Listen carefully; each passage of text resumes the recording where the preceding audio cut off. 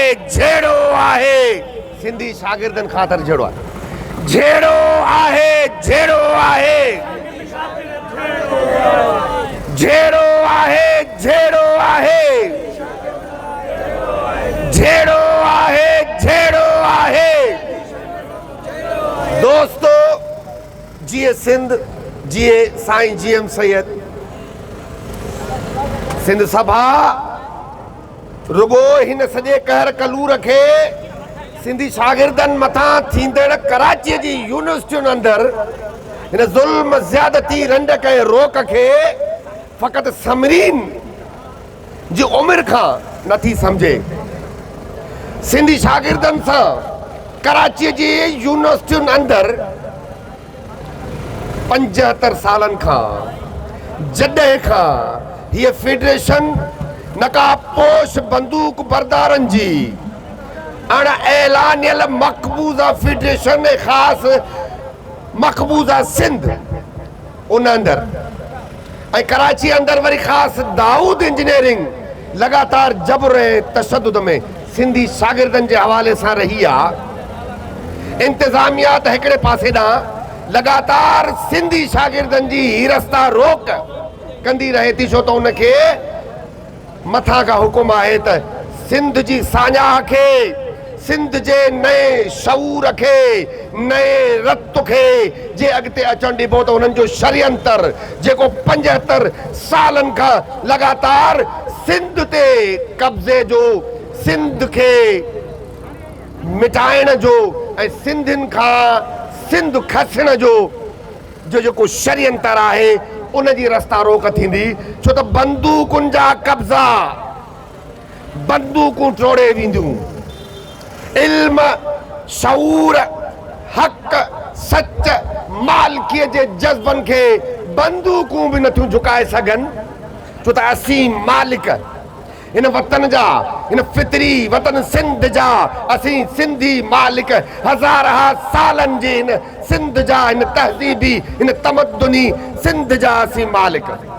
छो हिते कश्मीरनि सां झगड़ो कोन्हे छो हिते गिलगित बल्तिस्ताननि सां झगड़ो कोन्हे छो हिते पंजाबियुनि सां झगड़ो कोन्हे छो हिते अफ़गाननि पठाननि सां झगड़ो कोन्हे जे झगड़ो आहे त फ़क़ति सिंधी शागिर्दनि सां यूनिवर्सिटियुनि अंदरि ऐं सिंधी मज़दूरनि सां फैक्ट्रियुनि अंदरि। सिंध सभा लगातार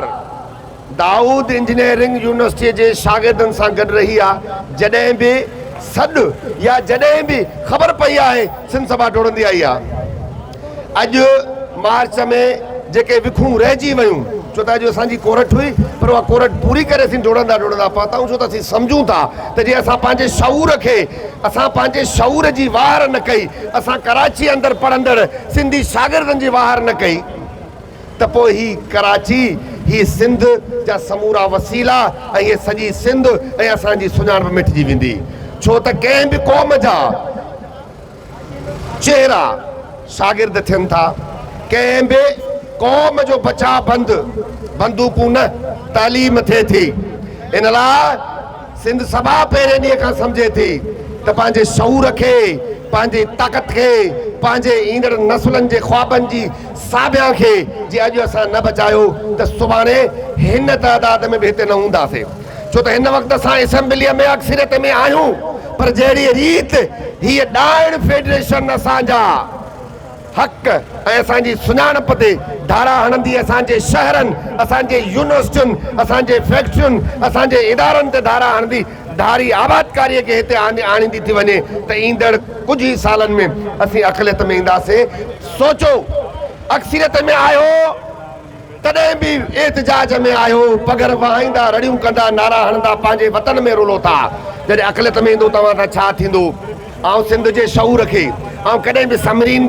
समरीन जे मुड़ुस खे या हुनजे पीउ ज़ुल्फ़कार अली भुट्टे ताईं सॼी पीपल्स पार्टीअ खे कुझु बि न चवंदुसि इहा कोताही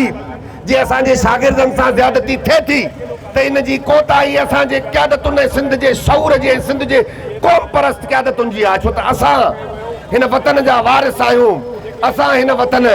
जे माज़ी हाल मुस्तक़बिल जा वारिस आहियूं असांखे अॻिते निकिरणो पवंदो। अॼु छो कोन आहे हिते क़यादतूं आहिनि छा ही मसइलो नंढो मसइलो आहे। आउं चवां थो ही सिंध जे अहम तरीन मसइलनि मां पहिरनि 5 मसइलनि मां हिकु मसइलो आहे। सिंध जे समूरनि क़यादतुनि खे हिते हुजणु घुरिजे, पर अफ़सोस क़यादतूं या त पोड़ियूं थी वियूं आहिनि,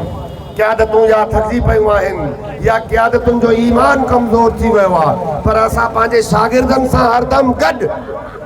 ऐं जेसीं ताईं 7 करोड़ सिंधी क़ौम पंहिंजे कराची अंदरि ख़ासि करे शागिर्दनि जी वार न कंदी, त सुभाणे उहे जेके ॻोठनि में मैट्रिक इंटर पास कनि था उहे कराची अचण जो सोचनि बि न।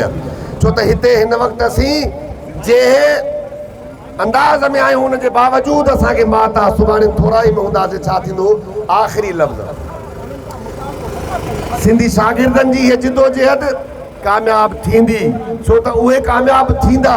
जेके दायरा टोड़ींदा, जेके ॾाढ जबर तशद्दुद बंदूकुनि खे ख़तमु कंदा, मात ॾींदा, उन्हनि जे आॾो सीना ताणींदा। तव्हां निकिता हो, सिंध हमेशह बहादुरनि सां बीहंदी आहे। असां छा घुरूं था?